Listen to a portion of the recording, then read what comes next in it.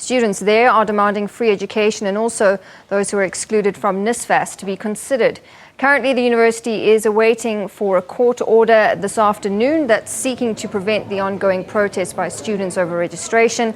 Then in Vanderbijl Park, the Fees Must Fall protest action has this morning escalated to the University of Technology. SRC President Troy Matabula has said that no one, including staff members, will be allowed inside the campus until the grievances and demands of students are addressed. Wits University, the University of Pretoria and the University of South Africa have all secured interdicts against protests which disrupted registration last week. The institutions approached the courts after reporting intimidation of their staff and visitors. Well, registration at the University of the Free State got underway without any disruptions at the campus in Bloemfontein this morning. While student groups are calling for the cancellation of student debt and free registration, management and students are raising funds to cover the shortfall in the short term.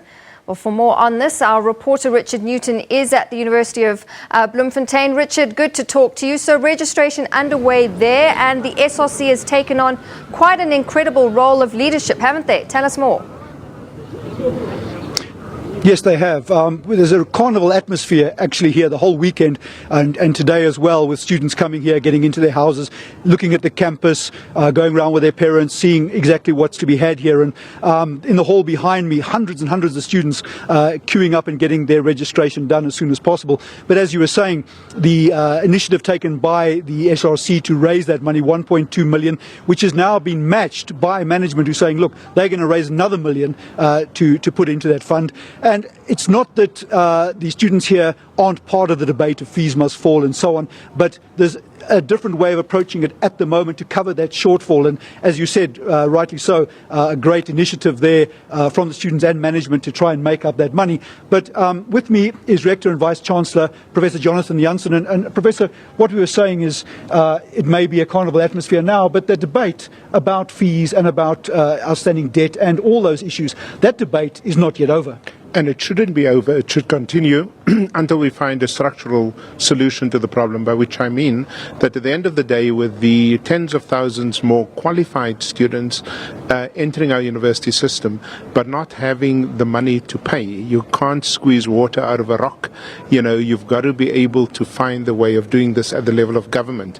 In the meantime, we are very committed to raising the money needed so that no student at the University of the Free State gets turned away with a good academic record simply because of the inability to pay. And so far we've been able to do that, and the students trust that process. It's not something that we've started to do now. It's been happening long before the protests even started, and so far so good, you know. But it is criminal actually to send a student away who can't afford to pay.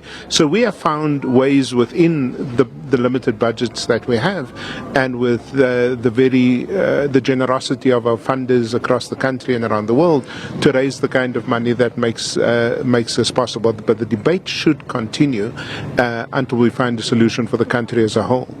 Thank you very much, Professor. There you have it from Professor Jansen. And as I say, a lot of students coming in now. The registration halls are full. The senior students will be coming from the end of this week. Next week, all the senior students will be back. And we'll obviously be keeping tabs on the campus here of the University of the Free State. And for the moment, Natasha, it's back to you in the studio. Thank you, Richard. A nice update there from Richard Newton on what's happening in terms of the fee situation at the University of Bloemfontein.